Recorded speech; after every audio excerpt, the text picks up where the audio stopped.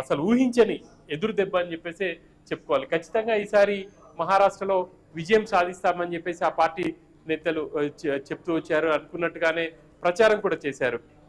కాంగ్రెస్ అగ్రనేత రాహుల్తో పాటు మిగతా నేతలందరూ కావచ్చు, అదేవిధంగా వివిధ రాష్ట్రాల కాంగ్రెస్ పార్టీ రాష్ట్రాల సీఎంలు కూడా మహారాష్ట్ర ఎన్నికల ప్రచారంలో పాల్గొన్నారు.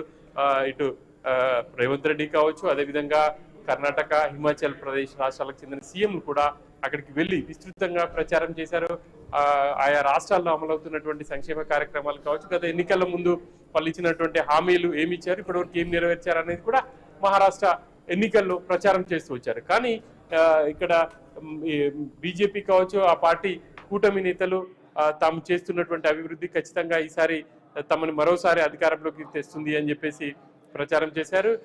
ఇక మహారాష్ట్ర ఎన్నికల పూర్తి అవ్వకంటే ముందే మోడీ కూడా విదేశీ పర్యటనకు వెళ్లారు. చాలా కాన్ఫిడెంట్ తో ఉన్నారు కాబట్టి ఆయన ముందుగానే విదేశీ పర్యటనకు కూడా వెళ్లారని చెప్పేసి ఆ పార్టీ నేతలు చెప్తున్నారు. దాన్ని కూడా అపోజిషన్ కొంత అంటే ఇబ్బంది, వాళ్ళు ఇరుకున పెట్టే ప్రయత్నం చేశారు. ఓడిపోతున్నారు కాబట్టి మోడీ విదేశాలకు వెళ్లారు అని చెప్పేసి ప్రచారం కూడా చేశారు. కానీ ఇవన్నీ కూడా ఓటర్లు పక్కన పెట్టి ఖచ్చితంగా ఇటు బీజేపీ కావచ్చు, ఆ పార్టీ లో ఉన్నటువంటి ఆ కూటమి నేతలకైతే ఎక్కువ సీట్లు కట్టబెట్టారని చెప్పేసి చెప్పుకోవచ్చు. ఇక ప్రభుత్వం ఏర్పాటు దిశగా బీజేపీ ఉంది అని చెప్పేసి మనం స్పష్టంగా చెప్పుకోవచ్చు. ఎందుకంటే అటు మహాకూటమిలో ఉన్నటువంటి పార్టీలకు ఈసారి చాలా తక్కువ సీట్లు వచ్చాయి. మొన్నటి లోక్సభ ఎన్నికలకు సంబంధించి ఇప్పుడు జరిగినటువంటి అసెంబ్లీకి సంబంధించి చూస్తే మొన్న ఈ మధ్య జరిగినటువంటి లోక్సభ ఎన్నికల్లో అక్కడ బీజేపీ కావచ్చు, ఆ పార్టీ కూటమి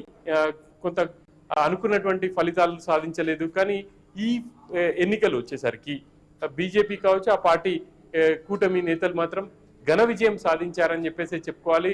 బీజేపీకి ఇది ఒక బలమైనటువంటి, అంటే బీజేపీ నేతలకి ఇది చాలా స్ట్రాంగ్ అని వాళ్ళకు ఒక ఊపునిచ్చింది అని చెప్పేసి చెప్పుకోవచ్చు. ఇక మనం జార్ఖండ్ ఫలితాలను కూడా ఒకసారి మనం చూద్దాం. జార్ఖండ్ ఫలితాలకు సంబంధించి చూస్తే ఇక్కడ ఇండియా కూటమి ఇప్పుడు దాదాపుగా మెజార్టీ స్థానాల్లో లీడ్లో ఉంది. జేఎంఎం 30 స్థానాల్లో ఉంది. అదేవిధంగా బీజేపీ 27 స్థానాలు, ఇండియన్ నేషనల్ కాంగ్రెస్ 14, ఆర్జేడీ 5, ఇంకా ఏజేఎస్యూపీ 1, ఎల్జే పిఆర్బి 1, సిపిఎంఎల్ 1, అదర్స్ 2 స్థానాల్లో ఉన్నారు. ఇక్కడ ఎగ్జిట్ ఫలితాల్లో ఖచ్చితంగా ఈసారి బీజేపీ కూటమి విజయం సాధిస్తుంది అని చెప్పేసి ఎగ్జిట్ పోల్స్ ఫలితాలు చాలా వరకు ప్రకటించాయి. కానీ ఇక్కడ ఎగ్జిట్ పోల్ ఫలితాలు మాత్రం చూస్తే అందరికి భిన్నంగా కనిపిస్తా ఉన్నాయి. ఇండియా కూటమి ఇక్కడ విజయం దిశగా దూసుకుపోతా ఉంది. కూటమి జార్ఖండ్ లో మరోసారి అధికారంలోకి రాబోతుంది అని చెప్పేసి చెప్పుకోవచ్చు. కావాల్సినటువంటి మ్యాజిక్ ఫిగర్ 45ను దాటేసింది ఇప్పటికే బీజేపీ. కొంత గతంలో కంటే మెజారిటీ స్థానాలను గెలుచుకున్నప్పటికీ అధికారానికి కావాల్సినటువంటి స్థానాలను అయితే దక్కించుకోలేకపోయింది. ఇప్పటికే డిప్యూటీ సీఎం బట్టి విక్రమార్క, ఆయన జార్ఖండ్ ఎన్నికల ఇన్ఛార్జిగా ఉన్నారు. అక్కడికి వెళ్లి ఆ పార్టీ నేతలతో కూడా ప్రత్యేకంగా సమావేశమయ్యారు. ఈసారి అక్కడ కాంగ్రెస్ కూడా 14 స్థానాల్లో విజయం సాధించింది. కానీ ఇంకా కూడా కాంగ్రెస్ ఎక్కువ స్థానాలు సాధిస్తామని చెప్పేసి అనుకున్నప్పటికీ, అనుకున్న ఫలితాలు అయితే కాంగ్రెస్ అనుకున్న సీట్లు కాంగ్రెస్ సాధించకపోయినప్పటికీ అధికారం మాత్రం ఖచ్చితంగా ఇండియా కూటమికి దక్కే అవకాశాలు అయితే స్పష్టంగా కనిపిస్తా ఉన్నాయి.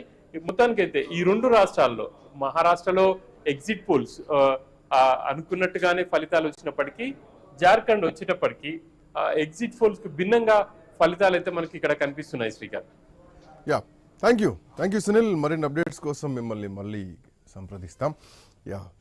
సో మొత్తానికి మహాయుతి మహారాష్ట్రది, కాంగ్రెస్ పార్టీది, జేఎంఎంది జార్ఖండ్ డిక్లేర్ అయింది స్పష్టంగా కనిపిస్తోంది. విజయ్ గారు, ఇక్కడ ఇంకొక పాయింట్, పవన్ కళ్యాణ్ ప్రచారం చేసిన అన్ని నియోజకవర్గాల్లో భారతీయ జనతా పార్టీ గెలిచింది, మహాయుతి గెలిచింది.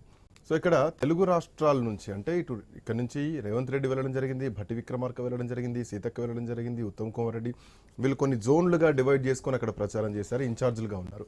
కమింగ్ టు ఎన్డీఏ కూటమి నుంచి పవన్ కళ్యాణ్ కూడా మహారాష్ట్రలో కొన్ని ప్రాంతాల్లో ఆయన నియోజకవర్గాల్లో ప్రచారం చేయడం జరిగింది.